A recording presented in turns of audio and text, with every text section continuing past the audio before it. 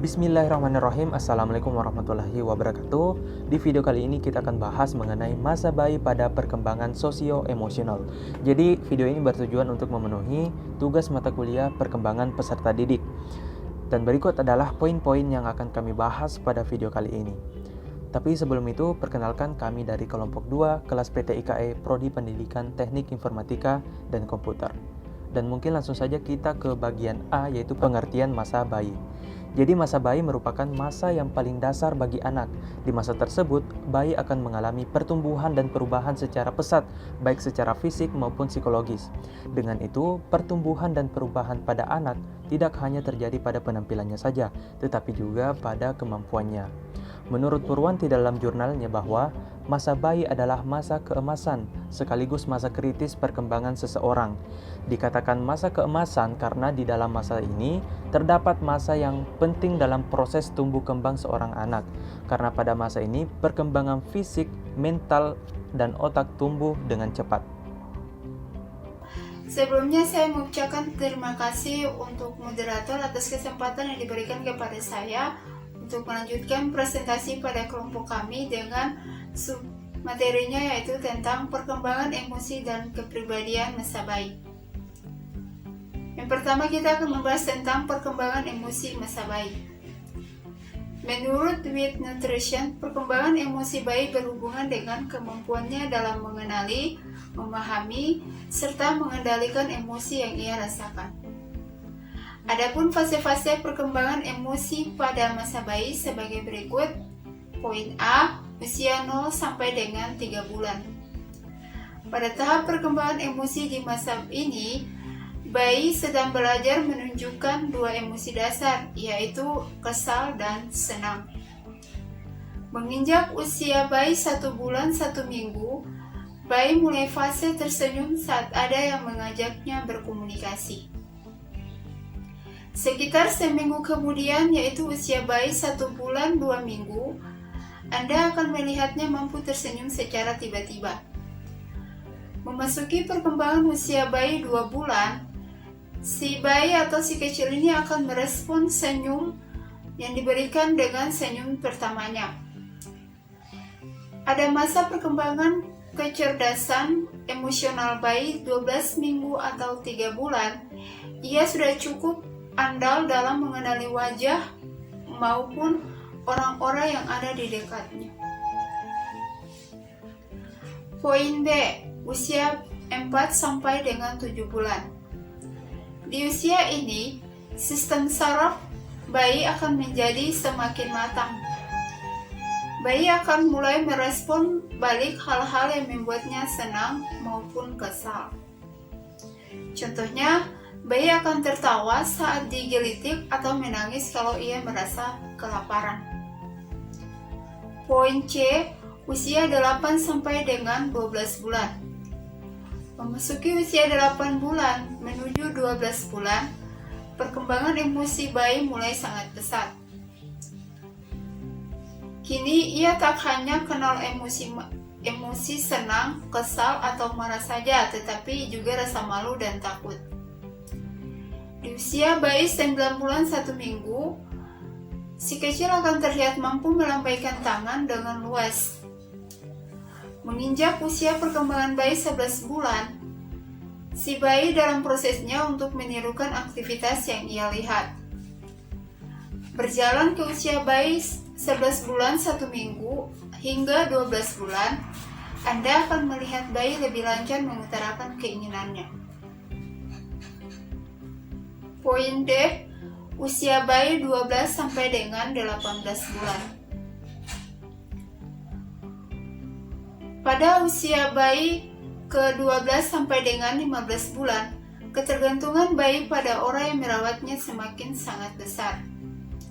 Pada umur 18 bulan hingga 2 tahun, bayi mulai mengamati dan meniru reaksi emosi yang ditunjukkan orang-orang yang berada di sekitar dalam merespon kejadian tertentu.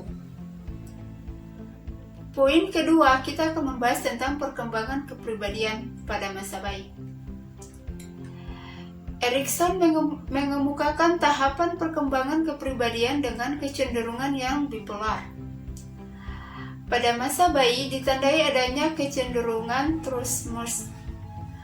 Perilaku bayi didasari oleh dorongan mempercayai atau tidak mempercayai orang-orang di sekitarnya. Dia sepenuhnya mempercayai orang tuanya, tetapi tidak orang yang dianggap asing, dia tidak akan mempercayainya. Dalam penelitian yang dilakukan oleh Thomas dan teman-temannya, kepribadian dibentuk oleh temperamen dan lingkungan yang terus-menerus saling mempengaruhi. Adapun sifat kepribadian bayi yang terbentuk dalam perkembangan kepribadian yaitu yang bersifat kuantitatif dan kualitatif. Orientasi atau pemahaman sosial. Sebagian psikolog beranggapan bahwa perkembangan sosial itu dimulai sejak anak lahir di dunia. Terbukti, seorang bayi yang menangis adalah dalam rangka mengadakan kontak hubungan dengan orang lain, atau anak tampak mengadakan aktivitas meraba, tersenyum, bila memperoleh rangsangan dari luar.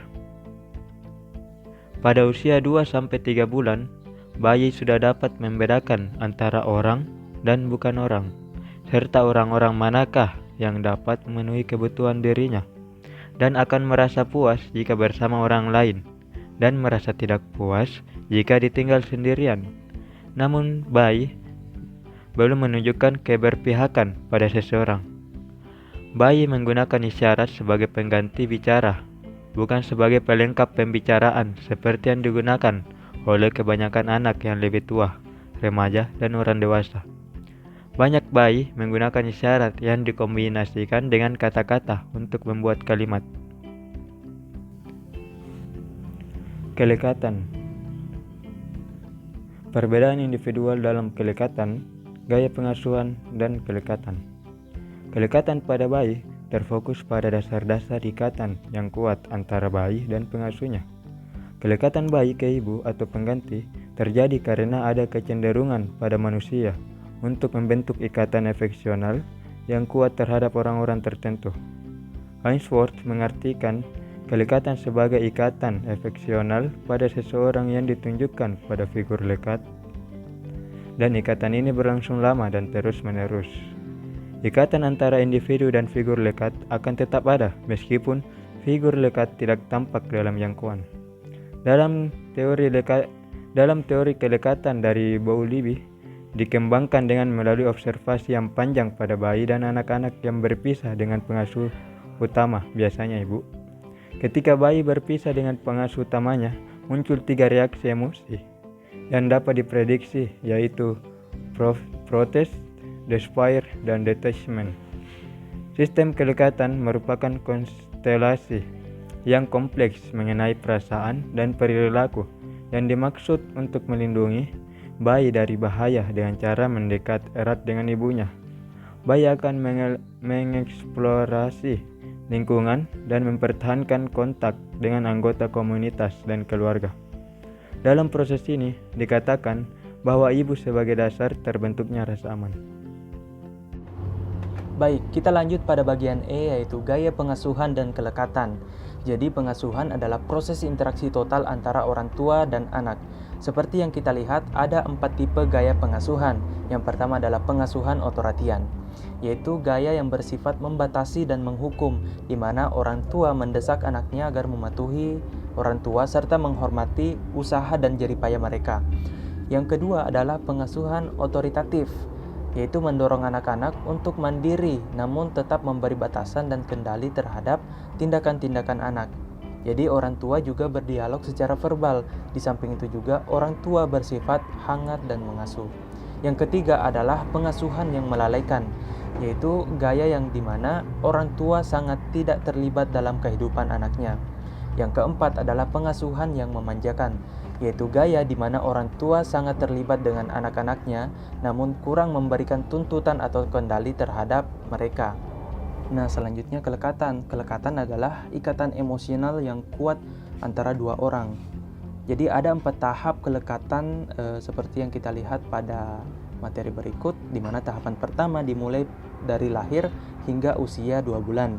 Jadi secara insting di masa tersebut bayi menjalin kelekatan dengan manusia, orang asing, saudara, dan orang tua. Di tahapan kedua, di rentang usia 2-7 bulan, di mana kelekatan bayi hanya fokus pada satu individu, yaitu pengasuh utamanya saja. Di tahapan ketiga, di rentang usia 7-24 bulan, kelekatan bayi khusus berkembang, di mana bayi secara aktif sudah bisa menjalin kontak dengan para pengasuh seperti ayah dan ibu secara teratur. Di tahapan terakhir, dari usia 24 bulan sampai seterusnya, di mana anak-anak akan lebih menyadari perasaan, tujuan, dan rencana orang lain. Bagian F. Pengaruh konteks sosial, keluarga, dan tempat penitipan terhadap perkembangan bayi. Perkembangan adalah perubahan mental yang berlangsung secara bertahap dan dalam waktu tertentu, dari kemampuan sederhana menjadi kemampuan yang lebih kompleks. Perkembangan merupakan proses perubahan atau peningkatan sesuatu ke arah yang kompleks dan bersifat psikis. Perkembangan dan pertumbuhan merupakan dua hal yang berbeda, akan tetapi perkembangan berhubungan dengan pertumbuhan. Baik dari konteks keluarga maupun tempat penitipan sama-sama memberi pengaruh yang besar terhadap perkembangan tingkah laku dan sosio-emosional anak. Lingkungan tersebut akan menjadi tempat untuk anak mendapatkan tuntutan dari para pendidik dalam proses perkembangan diri anak. Oleh karena itu, Silvi 2020 berpendapat bahwa para pendidik sangat berperan penting dalam hal ini. Mereka harus bisa jadi teman sekaligus sahabat bagi anak, sehingga mereka bisa nyaman saat mendapatkan bimbingan dari para pendidik. Bagian G. Stimulasi perkembangan sosio-emosional. Kemampuan dan tumbuh kembang anak perlu dirangsang oleh orang tua agar anak dapat tumbuh dan berkembang secara optimal dan sesuai umurnya. Stimulasi adalah perangsangan atau penglihatan, cara, pendengaran, perabaan yang datang dari lingkungan anak. Anak yang mendapat stimulasi yang terarah akan lebih cepat berkembang dibandingkan anak yang kurang bahkan tidak mendapat stimulasi. Stimulasi juga dapat berfungsi sebagai penguat yang bermanfaat bagi perkembangan anak. Berbagai macam stimulasi seperti stimulasi visual yaitu penglihatan, verbal yaitu bicara, auditif yaitu pendengaran, taktil yaitu sentuhan, dan lain-lain dapat mengoptimalkan perkembangan anak. Pada tahap perkembangan awal, anak berada pada tahap sensori motorik. Pemberian stimulasi visual pada ranjang bayi yang akan meningkatkan perhatian anak terhadap lingkungan. Bayi akan gembira dengan tertawa dan menggerak-gerakkan seluruh tubuhnya. Stimulasi visual dan verbal pada permulaan perkembangan anak merupakan stimulasi awal yang penting karena dapat menimbulkan sifat-sifat ekspresif, misalnya mengangkat alis, membuka mulut dan mata seperti ekspresi keheranan dan lain-lain. Selain itu, anak juga memerlukan stimulasi taktil. Kurangnya stimulasi taktil dapat menimbulkan penyimpangan perilaku sosial, emosional, dan motorik. Anak yang dibesarkan dalam lingkungan yang responsif akan memperlihatkan perilaku eksploratif yang tinggi. Stimulasi verbal juga dibutuhkan pada tahap perkembangan ini. Dengan penguasaan pada aspek-aspek tersebut akan berpengaruh baik pada proses perkembangan sosio-emosional pada anak. Baik, demikianlah video pembahasan kita mengenai masa bayi dalam perkembangan sosio-emosional. Semoga video ini bermanfaat dan saya akhiri. Wassalamualaikum warahmatullahi wabarakatuh.